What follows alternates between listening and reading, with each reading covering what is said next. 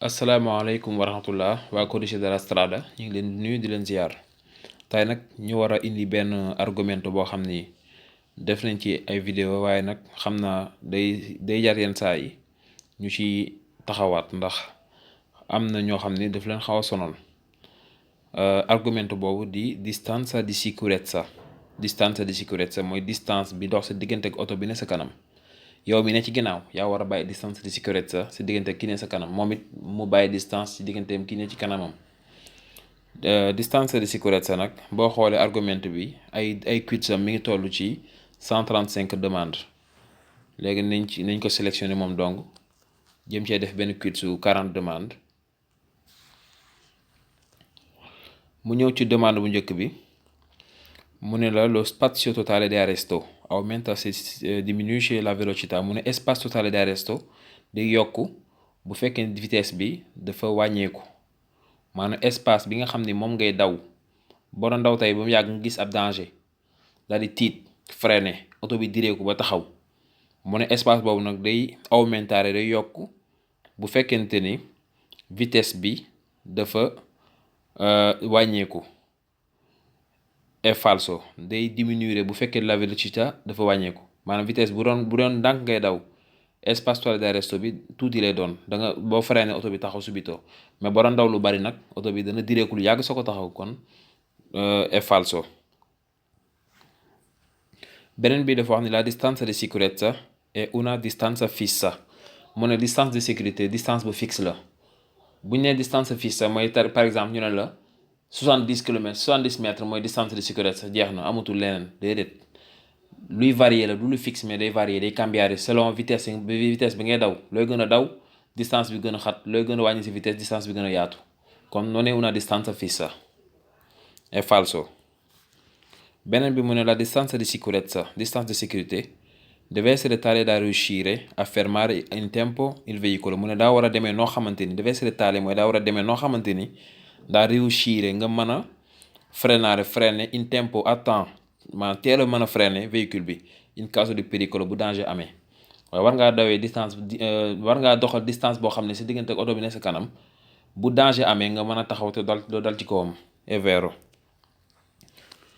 beneen bi mu ne il valore della distanza di sicurezza maanaam valeur maanaam booy xayma booy natt distance di sécurité deve essere stabilito anche in base all'entità del carico. mu ne da ngay sóoraale tamit li nga xam ni moom nga carré ci oto bi. È vero oto bi li muy gën a diis nga war ko bàyyi xel ci booy bàyyi distance diggante ak oto bi ne sa kanam. beneen bi mu ne lo spazio di frenatura aumenta se la strada è innevata. mu ne espace de freinage day yokk bu fekkee strada dafa am neige.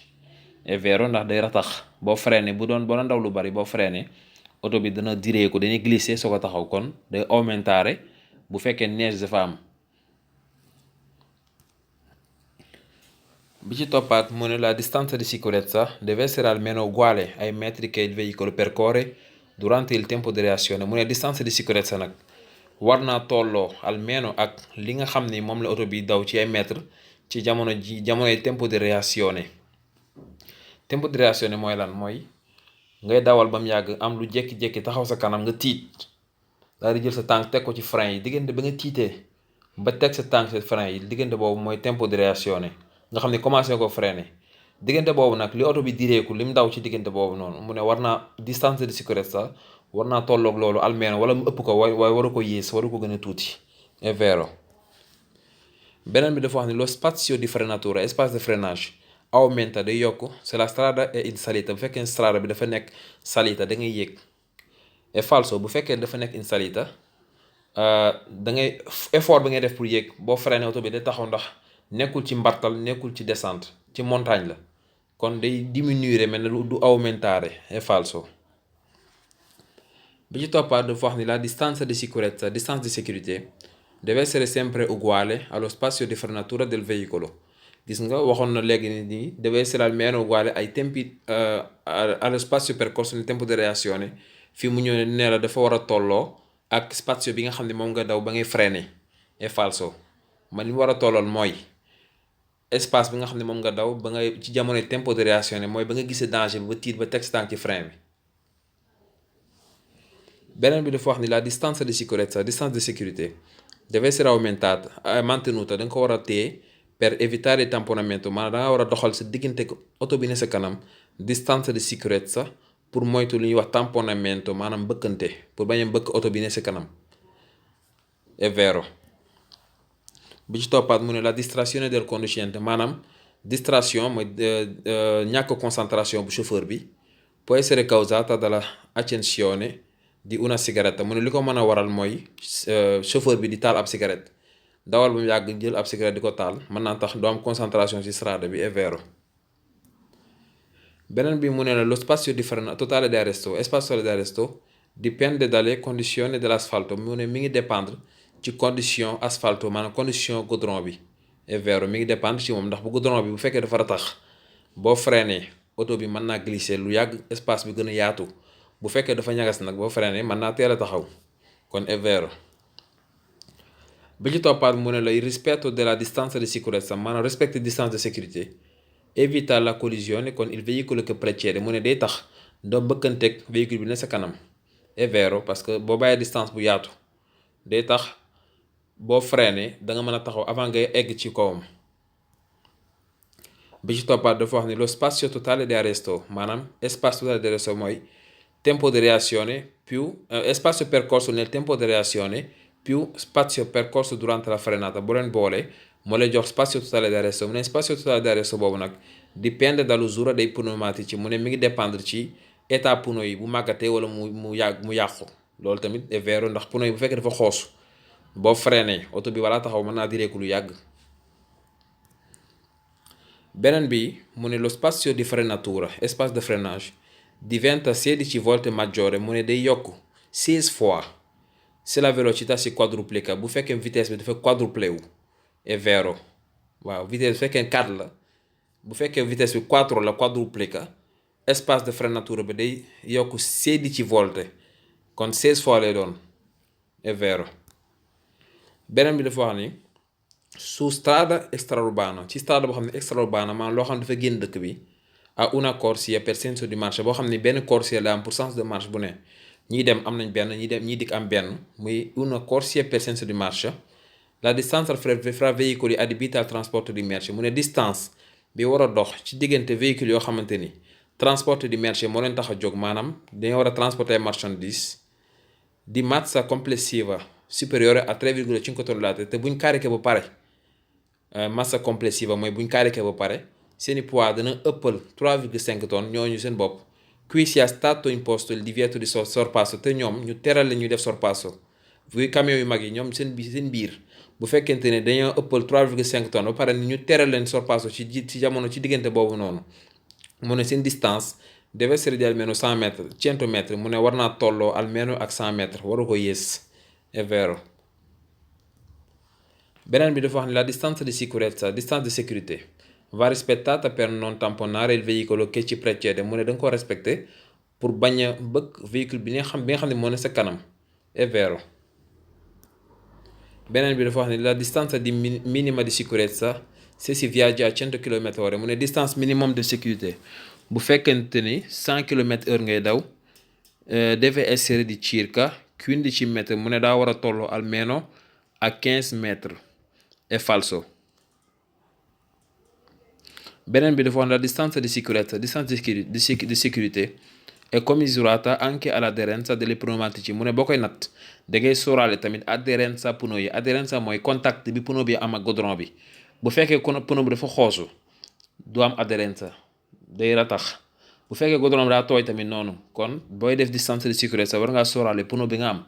waaw, yow bu fekkee oto bi nga yor pneu yi dañoo màggat te yow distance bi dina laa jox da ngaa dem muy taw par exemple, oto bi ne sa kanam, yow xam nga sa oto ni pneu yu baaxut, day taw, li nga war a def mooy bàyyi distance bu yaatu sa diggante ak moom pour boo doon freiné nga bañ a dal ci kawam.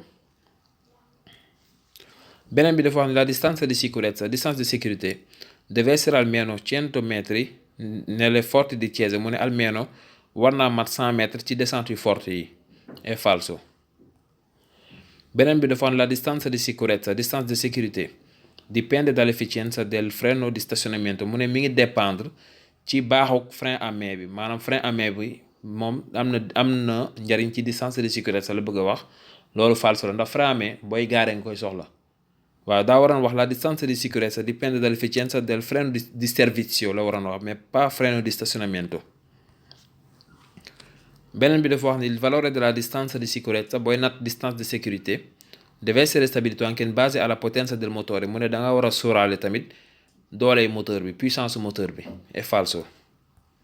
bi ci toppaat dafa wax ni la distanza minima di sicurezza distance minimum de sécurité se si viaggia a 130 km lu fekk 130 km ngay daw deve essere di circa 36 metri mu ne war naa tolloo almeno ak 36 metri è vero.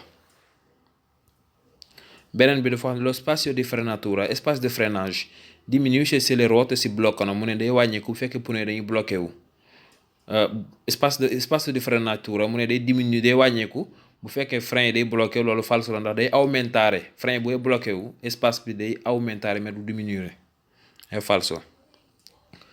bi ñu toppaat dafa wax ne il valore della distanza di sicurezza booy natt distance de sécurité deve essere stabilito anche in base alle condizioni dei pneumatici mu ne da nga war a sóoraale tamit condition pneu yi è vero. beneen bi dafa wax ne la distrazione del conducente maanaam ñàkk concentration chauffeur bi non rappresenta un pericolo se si limita a pochi secondi mu ne amul danger du indi danger bu fekkente ni déconcentration bi yàggut ay secondes yu néew la bu fekkee da ngay dawal yàgg am looy lijjanti ci loo xam ne du yàgg mu ne du wàññi dara ci dawal bi loolu nag falso la. beneen bi dafa wax ne la distrazione del conducente ñàkk concentration chauffeur bi può essere causata dalla ricerca dei comandi della radio o di altri apparecchi elettronici mu ne li ko mën a indi mooy nga nekk di wër commande rajo bi ci oto bi wala leneen loo xam ni yeneen appareil yi nekk électronique yi nekk ci oto bi ngay dawal pare di lijjanti rajo bi commande yooyu mu ne mën naa tax sa concentration wàññeeku è vero. beneen bi dafa wax ni la distrazione del conducente ñàkk concentration chauffeur bi può essere causata dall'accensione del cellulare mu ne maanaam li ko mën a indi tamit mooy ngay taal sa téléphone è vero. beneen bi dafa wax ni sulla distanza di sicurezza influisce la velocità a cui si viaggia mu ne ci distance di sicurezza vitesse bi ngay dawee da ciy am influence da ciy am jeexital è vero. bi ci toppaat dafa am la distanza di sicurezza è commisurata anche alle condizioni psicofisiche del conducente mu ne distance de sécurité boo koy nat da ngay sóoraale tamit condition psychophysique bu chauffeur bi maanaam wér-gu-yaramam ci xel ak yaram lépp dañ koy bàyyi xel booy natt distance di sicurezza è vero. beneen bi dafa wax ne la distanza di sicurezza deve essere aumentata qualora sia difficile valutare il comportamento del conducente che precede mu ne distance de sécurité da nga ko war a aumentare maanaam ko war a yokk bu fekkente ni chauffeur bi ne sa kanam da nga am xel ñaar ci nii mën naa dawal wala mënut a dawal kooku war ngaa bàyyi distance bu yaatu si diggante ak moom loolu tamit è vero. bi ci toppaat mu ne la il conducente ha l'obbligo di controllare che il veicolo che lo segue rispetti la distanza di sicurezza mu ne chauffeur bi dafa am obligation contrôler ni oto bi ne ci ginnaawam véhicule que le segue mooy ki ne ci ginnaawam mi ngi respecter distance de sécurité déedéet è falso yow ki nga war a lijjanti mooy ki sa kanam mais ki sa ginnaaw moom waroo lijjanti distance di sicurezza am. beneen bi dafa wax ni il valore della distanza di sicurezza booy natt distance di sicurezza deve essere stabilito anche in base alla cilindrata del veicolo mu ne da nga war a sóoraale tamit cilindrata véhicule bi maanaam cylindre véhicule bi moteur bi dooley moteur bi è falso. bi ci toppaat mu ne la distanza di sicurezza distance di sécurité dipende dallo spazio percorso nel tempo di reazione mu ne mi ngi dépendre ci espace bi nga xam ne moom nga daw ci tempo di reazione è vero maanaam espace mu ne mi ngi dépendre ci espace bi nga xamante ni moom nga daw ci tempo di reazione espace boobu daanaka ci lañuy natte distance di sicurezza ndax distance di sicurezza war naa tolloog spazio percorso nel tempo di reazione mais waru ko yées war naa tolloog moom wala mu ëpp ko waru ko yées. beneen bi dafa wax ni la distanza di sicurezza può essere inferiore allo spazio percorso nel tempo di reazione mooy li ma doon wax léegi distanza di sicurezza mënut a inferiore mënut a yées spazio percorso nel tempo di reazione da ko war a ëpp wala mu tolloog moom. fii dafa wax ne se il veicolo che precede un autocarro véhicule bi ne sa kanam bu dee autocarro la si deve diminuire la distanza di sicurezza mu ne danga war a wàññi distance di sécurité bi in quanto i veicoli pesanti hanno uno spazio di frenatura molto più lungo rispetto agli altri veicoli mu ne ndax véhicules yu diis yi ñoom seen espace de freinage moo gën a gudd par rapport ak yeneen véhicules yi mais da ngay bàyyi xel baatu diminuer li mu wax ni bu fekkee dëgg la kon da nga war a aumentare la distanza di sicurezza mais waroo ko diminuire. È falso. Beneen bi dafa wax ni lo spazio di frenatura diminuisce sul tratto in discesa di un dosso. mu ne espace de freinage day wàññeeku boo nekkee ci discesa ab dosso, maanaam boo yëgee ci dosso bay wàcc. È falso, day aumentare. booy salire lay diminuire mais booy wàcc day aumentare. bi ci toppaat dafa wax ni il valore della distanza di sicurezza deve essere stabilito anche in base al tipo di alimentazione del motore. mu ne distanza di sicurezza boo koy nat da ngay sóoraale tamit li nga xam ne moo alimenté moteur bi, maanaam moo xam benzine la wala gasoil. È falso. bi ci toppaat dafa xam ne la distanza minima di sicurezza, distance minimum de sécurité, se si viaggia a 50 km/h, bu fekkee 50 km/h ngay daw, deve essere di circa 14 metri, almeno daa war a toll 14 metri.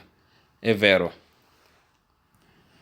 Beneen bi dafa xam ne la distanza di sicurezza, distance di sécurité, è commisurata anche al tipo di veicolo che segue. mu ne boo koy nat da ngay sóoraale tamit xeetu véhicule bi nga xam ne moo nekk ci sa ginnaaw. È falso. bi nga xam ne moo mujj nag dafa wax ne la distanza di sicurezza, distance di sécurité, non dipende dal tipo di alimentazione del motore. mu ne dépendre ci li nga xam ne moo alimenté moteur bi, moo xam benzina la wala gasoil wala GPL. È vero, dépendre ci moom. léegi nag ñu xool suñu résultat ñaata lañ am. def nañ mel ni defati nañ 0 errore. waaw nii la affaire yi moom nii la. quiz yi ku koy def da nga war a jël sa temps lire demande wala nga ascoltare ko ba pare nga xalaat ci soo def vero wala falso. loolu boo ko defee même boo ko xamul sax def vero te defoon sa temps, demande boobu bu ñëwaatee doo ko fàtte, da nga ko mën a tontu. mais boo ko accéléré bu ñëwee tout le temps la même chose moom ngay gis. ok mbokk yi ba beneen yoon incha allah.